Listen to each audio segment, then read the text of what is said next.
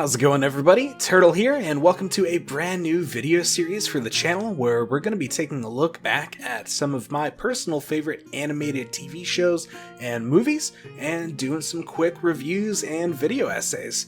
So I figured for our first project, since this channel originally started as a Transformers-centered channel, why not take a look at the brand new Netflix series they just put out, Transformers: The War for Cybertron Trilogy. Not to be confused with the War for Cybertron games, which we've also featured here on the channel in the past, which if you guys have not checked them out yet, you really should. They're amazing. Instead, this is a brand new 3-part Netflix original series being produced by Rooster Teeth Studios, who I've been a long-time fan of, and it's also being animated by the folks over at Polygon Pictures, who are best known to Transformers fans for their work on the incredible Transformers Prime series, which, if I'm being honest, is probably my favorite Transformers series to date. So, needless to say, with this being the brainchild of two studios I really respect, I was pretty excited for this to finally come out, and I am so glad it's here.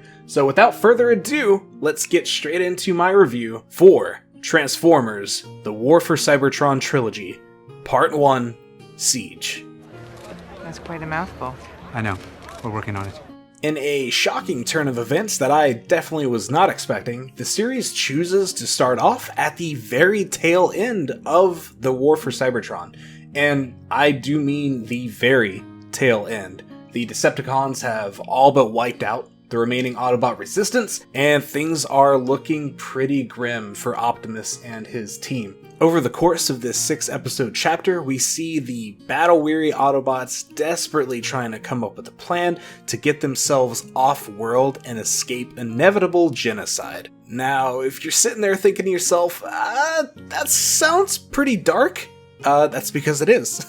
The show definitely does not shy away from the more brutal side to the War for Cybertron. Limbs get severed, people's heads get blown off, there's a scene where they show Autobots on spikes. It gets pretty grim, and I was all about it. I was really hoping from the moment they announced this series, we were going to see a darker themed, more mature take on the escalation that eventually led to the destruction of the Transformers homeworld, and that's exactly what we get shown here. The darker theme also goes for our characters as well. Like when we start this series, Bumblebee is not an Autobot. In fact, he doesn't even care about the cause. He is basically a scavenger / mercenary that is just trying to get by, and we even come to find out that the Autobots are being led this time by a very inexperienced Optimus Prime. In fact, this might be the most inexperienced we have ever seen the character, at least by this point in the war. Like I said, this is the very end of the war. This is the evacuation part, where the Autobots are trying to get off of Cybertron, and Optimus still seems like he has no concept of what to do with the role of leader over the Autobot team. He makes some very questionable decisions in the series, and is actively questioned by the people that he's in charge of, and I'd say rightfully so.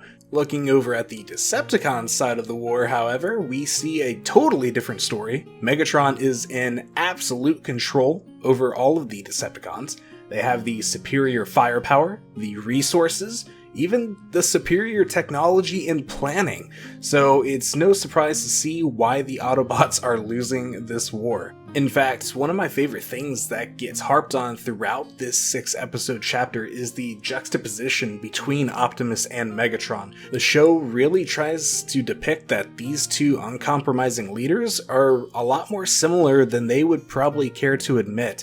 In fact, they even use the same rallying cry. Megatron uses these words to justify genocide, whereas Optimus uses the saying to help convince his fellow Autobots that living to fight another day is the best option. Outside of the initial story and themes, there are other things to be enjoyed with the show. I really liked the designs and the animation. I think this is honestly the best we've seen these Generation 1 designs brought into the 3-dimensional space. Also, the added battle damage on there, just for some extra visual flavor, looked really nice. I think that goes a long way in helping these designs look as good as they did, and I was so thankful that the decision was made to keep the show in a higher frame rate as opposed to the choppy animation we've seen before in the short-lived Transformers Machinima series or even other Polygon Picture productions. The animation is as smooth as what we saw in Transformers Prime, and the show is for sure better because of it. That is not to say that I had no issues with the show, however. I actually do have some major bones to pick. Number one has got to be the voice cast for me. There are a couple of performances in here that I would really say stood out as being very good. I liked Bumblebee, Alita, Jetfire, for examples, but the rest of the voice cast, it was just rough. I'm not sure if Transformers Prime had just spoiled me, because I like to think that was probably the best voice cast we've gotten for a Transformers show in a while. But a lot of these voices, you could tell, were instructed to do impressions of the characters from the original 80s cartoon. I just was not a big fan of the cast, and it really did a lot to take me out of my overall enjoyment of the show.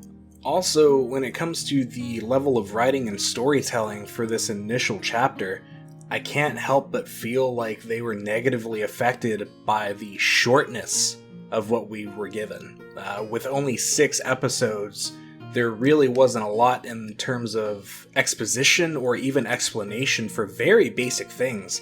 As a Transformers fan, you'd be sitting there and you'd see a character pop up and go, "Oh, that's RC." But if you're new to this series, there are legitimate characters, plot developments, things that just show up that either go unnamed or unexplained way too often. I couldn't help but notice that I was able to keep up because of my history with the Transformers franchise, but sometimes things would just happen and I'd be sitting there going, are new fans going to even understand who that is or what's happening? I definitely feel that either more episodes in the chapter or choosing to start the franchise at the beginning of the War for Cybertron would have been a better way to go. I'm still kind of confused on why it's called the War for Cybertron Trilogy when the first chapter of the trilogy ends with the end of the War for Cybertron. It's a very confusing way to start the show. Like I said, I could get into it, I did enjoy it, but I don't think I'll ever be able to shake the confused feeling of not understanding why the trilogy wasn't about the beginning, the middle, and the end of the war, instead of starting with the end of the war and then 2 additional chapters on whatever comes next. But at this point, I'm just rambling, so we're going to wrap up with my final thoughts on the show, and I think it was fine. I think it was not the worst Transformers thing we've gotten in the past couple of years, but I'd be lying if I said I wasn't slightly disappointed by the fact that it wasn't longer, or that it didn't dive into the backstory just a little bit more.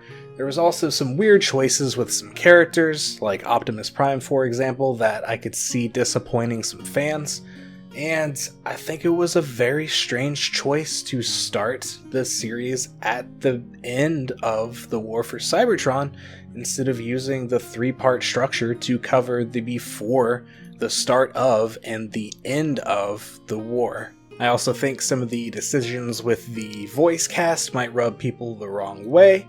I know for me personally, all I was thinking of was a poor imitation of the original G1 cast instead of kind of making it their own and doing their own thing, which I would have personally preferred. But I do think if you're coming into this series with the right mindset and the right pre-existing knowledge as a Transformers fan, you can find some good quality entertainment here.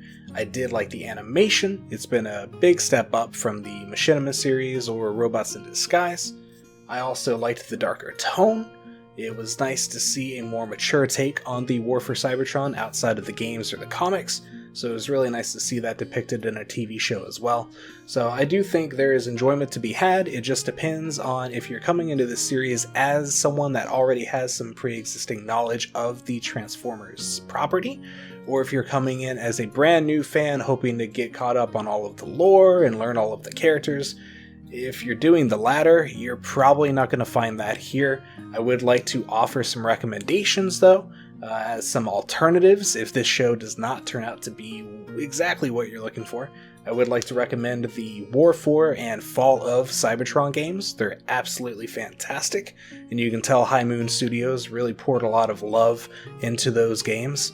And it definitely shows. The storyline is basically covering the same thing. You get to experience the war from the Autobot and Decepticon side of things, and they're just really great games all around. Definitely a labor of love by some Transformers fans, and it definitely comes through. I also like to recommend, not to sound like a broken record, but Transformers Prime. I'd say it's the last great Transformers series we had gotten before this.